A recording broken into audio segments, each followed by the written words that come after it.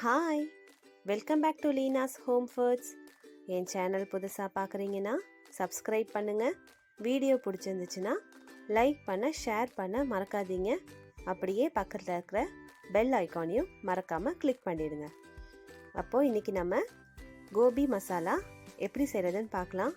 இது ரொம்ப ரொம்ப டேஸ்ட்டாக இருக்கும், ரொம்ப டிஃப்ரெண்ட்டாகவும் இருக்கும். அப்போ கண்டிப்பாக ட்ரை பண்ணி பாருங்கள். ட்ரை பண்ணி பார்த்துட்டு எப்படி இருக்குன்னு மறக்காமல் கமெண்ட் பண்ணுங்கள். இப்போ நம்ம இந்த கோபி மசாலா செய்கிறதுக்கு ஸ்டார்ட் பண்ணிடலாம். அடுப்பில் பேன் வச்சுக்கோங்க. அதில் 2 டேபிள் ஸ்பூன் மல்லி சேர்த்துக்கோங்க.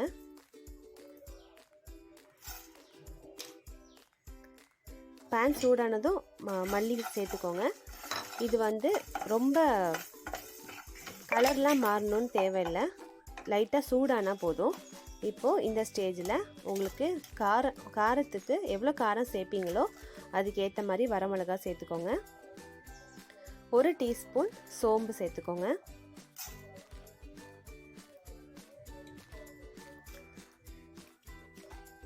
ஒரு சின்ன துண்டு பட்டை,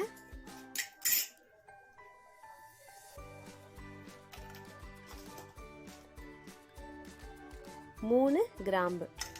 இப்போ இது எல்லாத்தையும் சேர்த்து சூடாகிற வரைக்கும் நல்லா வறுத்துக்கோங்க.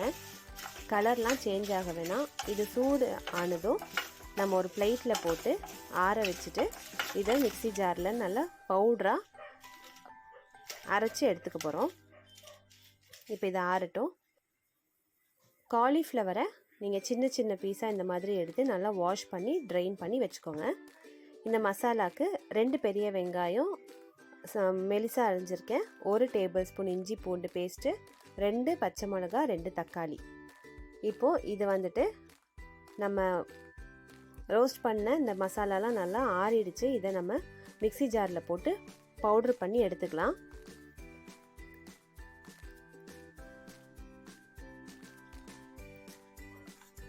இப்போ இதை பவுட்ரு பண்ணி எடுத்தாச்சு. இந்த மாதிரி பவுடராக அரைச்சி எடுத்துக்கோங்க.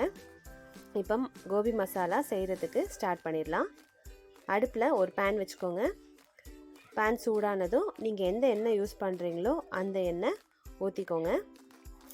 கருவேப்பிலை தாளிச்சுக்கோங்க. அதில் இஞ்சி பூண்டு தட்டி வச்சுருக்கேன், அது 1 டேபிள் ஸ்பூன் சேர்த்துக்கோங்க. உங்கள்கிட்ட பேஸ்ட்டாக இருந்தால் கூட சேர்த்துக்கலாம். அப்படி இல்லைன்னா சின்ன சின்னதாக கட் பண்ணி கூட சேர்த்துக்கலாம்.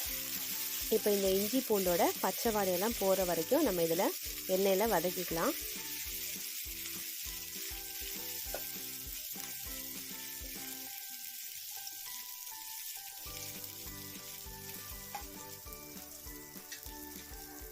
இஞ்சி பூண்டோட பச்சை வாடை போனதுக்கப்புறமா நம்ம கட் பண்ணி வச்சுருக்கிற பெரிய வெங்காயம், பச்சை மிளகா இது 2த்தையும் சேர்த்துட்டு இது நல்லா வதக்கிக்கோங்க. இது எந்த அளவுக்கு வதங்கணும்னா இந்த பெரிய வெங்காயம் ப்ரௌன் கலராக மாறணும், அது வரைக்கும் இது வதங்கட்டும். இப்போது வெங்காயம் நல்லா வதங்கிடுச்சு. இந்த ஸ்டேஜில் நம்ம பவுட்ரு பண்ணி வச்சுருக்கிற மசாலாவை சேர்த்துக்கோங்க. இந்த மசாலா இதோட பச்சை வாடையெல்லாம் போகணும். ஒரு 1/2 டீஸ்பூன் மஞ்சத்தூள் சேர்த்துக்கோங்க. இப்போ இது பச்சை வாடை போகிற வரைக்கும் அடுப்பை சிம்மில் வச்சுட்டு நல்லா வதக்கிக்கோங்க. எனக்கு எண்ணெய் பத்தலை, அதனால நான் ஒரு 2 டீஸ்பூன் எண்ணெய் சேர்த்துருக்கேன். உங்களுக்கு எண்ணெய் போதும்னா சேர்க்க வேண்டாம், வேணும்னா நீங்கள் சேர்த்துக்கோங்க. இப்போ இந்த எண்ணெய் ஊற்றிட்டு அந்த பவுட்ரு கொஞ்சம் அந்த எண்ணெயில் ஃப்ரை ஆகிற மாதிரி இதை வதக்கிக்கிறேன். ஒரு நிமிஷம் வதக்குனதுக்கப்புறமா நம்ம கட் பண்ணி வச்சுருக்கிற தக்காளி இதில் சேர்த்துக்கலாம். இந்த ஸ்டேஜில் இந்த மசாலாவுக்கு தேவையான உப்பு இப்போயே சேர்த்துக்கோங்க. அப்போ அந்த தக்காளி நல்லா நமக்கு வதங்கிடும். உப்பு சேர்த்தாச்சு. உப்பு சேர்த்துட்டு இதை நல்லா மிக்ஸ் பண்ணி விட்டுட்டு மூடி வச்சுருங்க.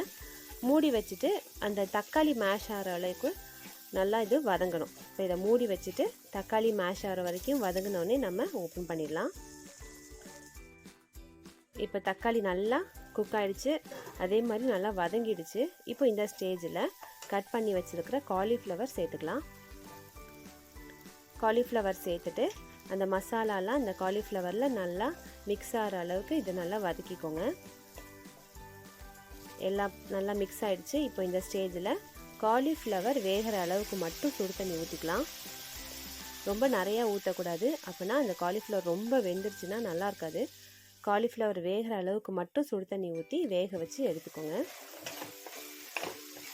இப்போ இந்த காலிஃப்ளவரில் ஊற்றின தண்ணியெல்லாம் கம்ப்ளீட்டாக எல்லாம் ட்ரை ஆகிடுச்சு. இது உங்களுக்கு ஃப்ரை மாதிரி வேணும் அப்படின்னா நல்லா அடுப்பை சிம்மில் வச்சுட்டு ஃப்ரை பண்ணி எடுக்கலாம். நான் ரொம்ப ஃப்ரை பண்ணலை, கொஞ்சம் நார்மலாக இருக்கும் போதே இதை ஆஃப் பண்ணிவிட்டேன். உங்களுக்கு வேணும்னா ஃப்ரை பண்ணி எடுத்துக்கலாம். இந்த ஸ்டேஜில் 1 டீஸ்பூன் சர்க்கரை சேர்த்துக்கோங்க.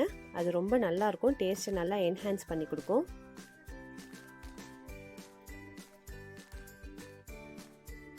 இது உங்களுக்கு எந்த அளவுக்கு ஃப்ரை வேணுமோ இதை அந்த அளவுக்கு சிம்மில் வச்சு நீங்கள் ஃப்ரை பண்ணி எடுத்துக்கோங்க. நான் வந்துட்டு இதோட இங்கே ஸ்டாப் பண்ணிட்டேன். எனக்கு இந்த அளவுக்கு ஃப்ரை ஆனால் போதும். லாஸ்ட்டாக இறக்குறப்ப கொஞ்சமாக கருவேப்பிலை சேர்த்துக்கோங்க.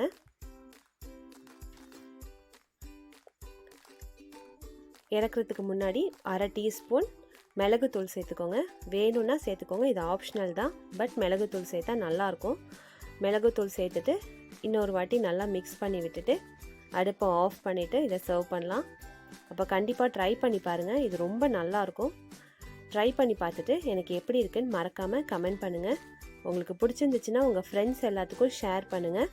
மறக்காமல் என் சேனலுக்கு சப்ஸ்கிரைப் பண்ணிவிட்டு என்னை கொஞ்சம் சப்போர்ட் பண்ணுங்கள். அப்போ நம்ம அடுத்த வீடியோவில் பார்க்குற வரைக்கும் பாய்.